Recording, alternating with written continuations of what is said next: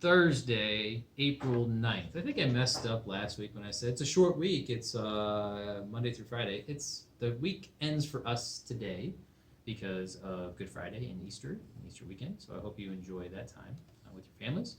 And for right now, here are our announcements. Forgive someone. It's the most powerful sentence in the English language. Will you forgive me? Try it. Next, my game of the week is Wingspan. We've been playing this one at home and we love it. I've been borrowing it from a friend actually. Thank you, friend. And you acquire birds and then you get more birds and they do things. It's awesome. I don't know. I just like it so much. Okay, what's next? Ask questions. That's our last thing. So this is going to be short and sweet. I'm going to talk to each class. I'm going to teach some lessons. You guys can do some practice, and then we're going to call it a day. Okay?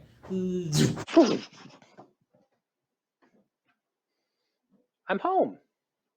Hey, buddy. I forgot my headset, so I got to do this at home. Let's knock it out. Here we go. Math 1 and 2. What's going on? Here's your agenda for the day. You got the message. You got the lesson on multiplying binomials. Take a look at that. Take some good notes. And then look at the worksheet. There's 18 questions. I do 3 of them. Want you try at least 3 more or the whole thing. The answer key is provided for you. Just get your practice in. Remember, the Desmos is what is required to be present for the day, but the IXL and the Quizlet are both optional. I would suggest 10 minutes on IXL just to see how you're doing with that. At least you get the instant feedback that way.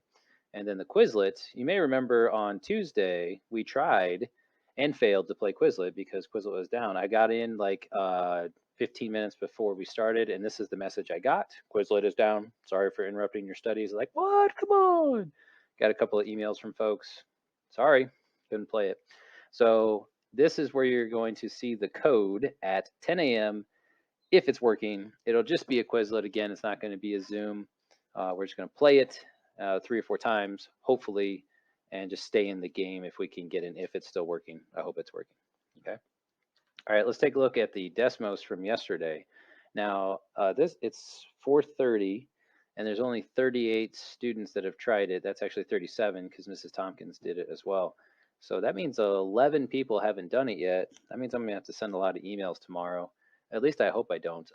If you're just now waking up at 4:30 p.m., how about you get on and do this thing? I'll check tomorrow, and if it's not complete, then I will have to send an email to your parents and to yourself to say, hey, still having math class. This is what it looks like. Please complete your work and get it done in a timely fashion.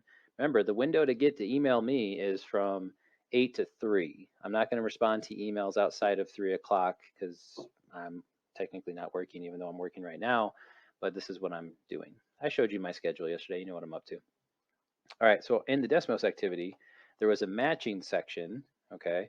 And I just want to quickly show you like what the correct answers should look like. So if you take a look right here, and you can pause the screen if you need to, open up yours and make sure that it looks like this, okay? Now these are not in the correct order. I got monomial in the middle. This is somebody else's work, but this is what it should look like. Number 2, define like terms. That would be terms with identical variables. 29 students got that correct. 6 missed it. You can go ahead and change that. Number 3, define coefficient. That's a number that's in front of a variable or multiplies a variable in this case. And we got 3 people that are off on that. That's a pretty high percentage of correct answers though.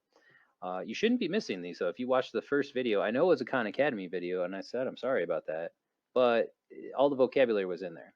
So if you don't know the vocabulary and you didn't watch the video, then you're probably going to miss these. And I see 4 or 5 people each question. That's where it's happening.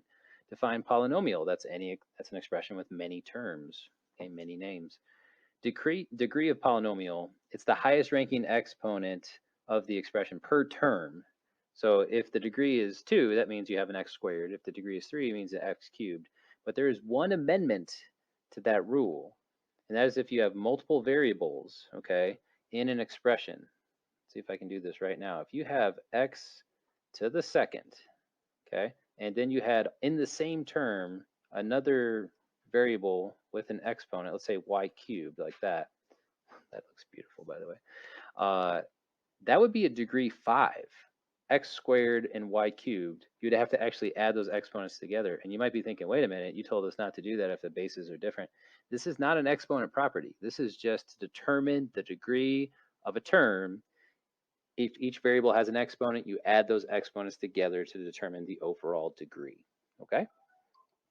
All right, I'm going to run out of time. This is what this thing's telling me down here because I only get 5 minutes to record. So quickly. All right, number 6, factor out the GCF. Factor out a 5x, divide both terms by 5x. And I like the people that put the 2x minus 5 in there because that's what's left if you factor out the GCF. Okay, I got to send it back to me.